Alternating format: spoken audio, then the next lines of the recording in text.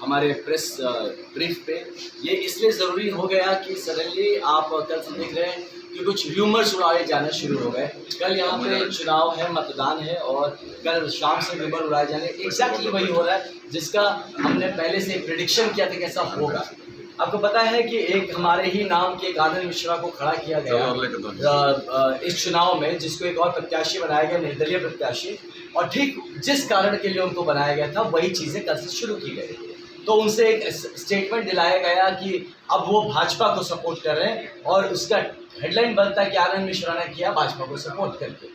इस तरह का हेडलाइन और फोटो, क्योंकि गांव के बहुत सारे लोग मुझे चेहरे से एक झटके में नहीं पहचान पाएंगे हो सकता है, तो वहाँ पे वो वीडियो क्लिप्स भी चलाने लगे, फोटो भी चलाने लगे कि लोगों को कि निर्दलीय प्रत्याशी आनंद मिश्रा ने किया भाजपा को सपोर्ट। तो और उससे पूरा मैसेज ये करने की कोशिश की एज ए कि वो मैं हूँ और लोग मुझसे पूछ रहे। इसके अलावा क्या हुआ कि आज सुबह से एक पुरानी फ़ोटो है जो मुझे याद है 2-3 साल पुरानी फ़ोटो है, जो कि 2-3 साल पुरानी फ़ोटो है जो कि मुझे याद है कि मिथिलेश जी के यहाँ पे एक बार मुझे उनके ही कोई थे जो उनके चहेते, वो मुझे लेके गए कि चलिए भाई साहब से मिलाते हैं। मैं पहली बार मिला था उनसे, तो वहाँ पे ले गए, तो वहाँ पर उन्होंने फ़ोटो क्लिक की थी और उसी फ़ोटो को लगा के और उनके ही द्वारा स्पॉन्सर्ड ये लिखवाया जा रहा है कि इनका सपोर्ट इन्होंने इनको कर दिया।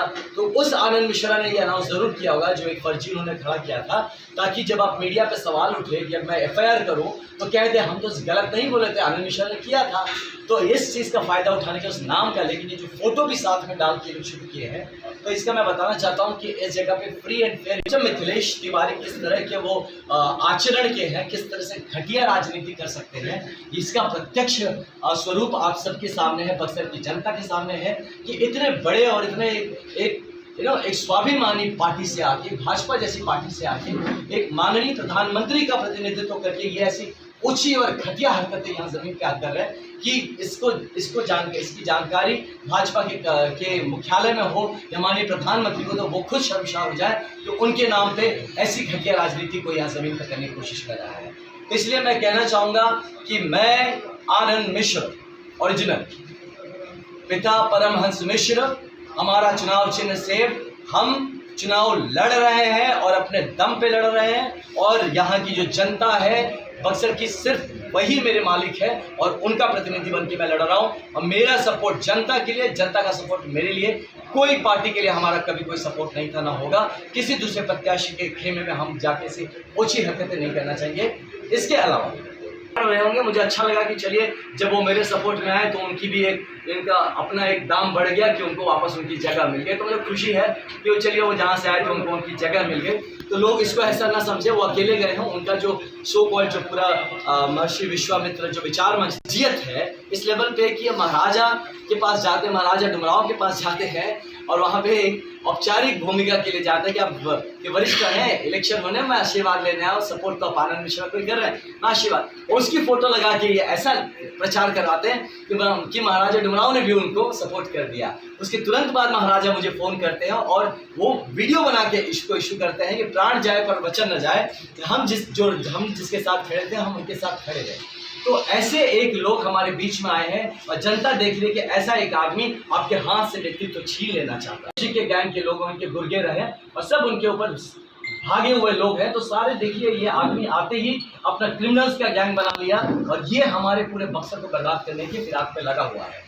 इसके अलावा मैं आपको बता दूं कि मैं अपनी बात को इसलिए रखना ज़रूरी हो गया कि लोग इस बात से भ्रमित ना हो। मैं जब अपनी IPS की नौकरी छोड़ के आया हूँ, मजाक की बात नहीं है।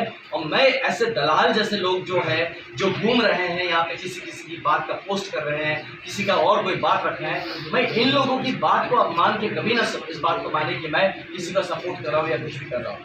और मैं आपसे कहना चाहूँगा कि ये बात मैंने कई जगह ये आपकी मीडिया पर भी मैं कहता हूँ कि अगर 1 साल में मैंने यहाँ पे MP बनने के बाद काम ना शुरू कर दिया तो 5 जून 2025 रिज़ाइन कर दूंगा। मैं जिस मुद्दे पे बात कर रहा हूँ, अगर वो मैं काम नहीं कर पाया तो मैं छोड़ दूंगा ये कुर्सी और फिर जनता फैसला कर लेगी उसके बाद कौन क्या करता है। कम से कम इस तरह की गंदी हरकत ना करी जाए एक ज़मीन के बेटे के साथ, एक भाई के साथ, जो कि खुद अपनी एक पूरी इज्जत और सम्मान के साथ अपनी नौकरी करके आया है। उसको कभी अर्बन नक्सल बोल देते हैं, कभी इस तरह से उसके बहुरूपिया खड़ा करके उसके नाम।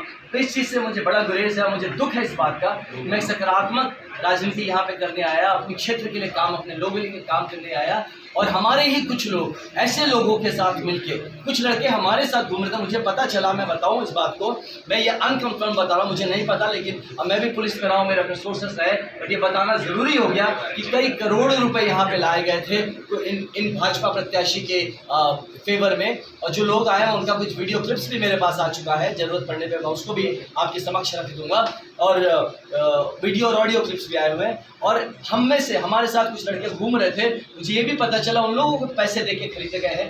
मुझे शर्म आती है ऐसे युवा लड़कों पे जो हमारे साथ आए, मेरी बात समझे और उसके बाद भी वो अपनी मातृभूमि का सम्मान छोड़ के, अपने भविष्य का सम्मान छोड़ के चंद टुकड़ों पे वो बिक के उनके आगे पीछे घूम रहे हैं। और भगवान जाने उनका तो जो होगा, दुर्गति वो तो होगा। मुझे दुख है ऐसे युवाओं पे, ऐसे लोगों पे कि जो कि अपनी शक्ति, अपनी गरिमा नहीं पहचान पा रहे कि उनका रोल इस परिवर्तन में क्या होगा। ख्याल रखिए, आपका स्वस्थ रहना बहुत ज़रूरी है। आप हाइड्रेटेड रखिए अपने आप को। इससे है एक ईमानदार, एक कर्मठ, एक सत्यनिष्ठ इंसान को चुने आप। मैं अपनी बात नहीं कर रहा हूँ, आप किसी को जो आपको लगता है ऐसा हो उसको चुने। आप ऐसे आदमी को चुने जो आपको एक सुरक्षित, समृद्ध और श्रेष्ठ अवसर दिला सके। एक ऐसे आदमी को चुने जो कि आपका हो के ईमानदारी से काम करे, जो सिर्फ अपने बनने के लिए आया हो। और मैं यही कहूँगा, हाथ जोड़ के सबको कहूँगा कि जितने कल वोट देने आप ज़रूर जाएं, या अपील कर रहा हूँ मैं वोट देने को, मेरे लिए नहीं कह रहा हूँ, आप वोट देने ज़रूर निकले। कई बार से देख रहे हैं परसेंटेज कम हो रहे वोट को, लोग आपको डराएंगे, धमकाएंगे, आपको बेवकूफ़ भी बनाएंगे, गलत नैरेटिव स्टार्ट करेंगे, खबरें उड़ाएंगे। कुछ लोग तो ऐसी खबरें उड़ा देते हैं कि इस पोलिंग बूथ पे वोटिंग ही नहीं हो रहा है यहाँ पे।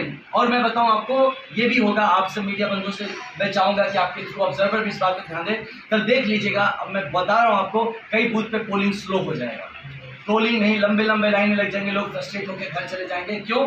क्योंकि जहाँ पे कुछ लोगों को अपने हिसाब से वोट नहीं मिलेगा, वहाँ पोलिंग स्लो करा दिया जाएगा। ऐसे जगहों पे ज़्यादा नाका लगाए जाएंगे जहाँ पे पता है उन गाँव के लोग किसको वोट देने वाले हैं, उन गाँव के लोगों को रोके जाएंगे। आप जगह जैसे बनारपुर और ऐसी कुछ जगहें हैं जहाँ पे कि कुछ यातना पर उनको भोगना पड़ा है वहाँ के फार्मर्स को, आप देखिएगा वहाँ पे भी हो सकता है कि गश्ती बढ़ा दी जाए कि लोग वहाँ। इस बात पे भी आप ध्यान रखिएगा। डेमोक्रेटिक लोकतांत्रिक जो शक्तियाँ हैं, जो शक्तियों को प्रयोग करने के लिए, उनकी क्षमताओं को प्रयोग करने से रोके जाने का बहुत चांसेस है। इस पर हमें सबको सतर्क रहना है। मैं एक कॉल लाइन है, एक हेल्पलाइन डेस्क है जो हमारी तरफ से है, मैं चाहता हूँ ये नंबर आपको बता दूँ।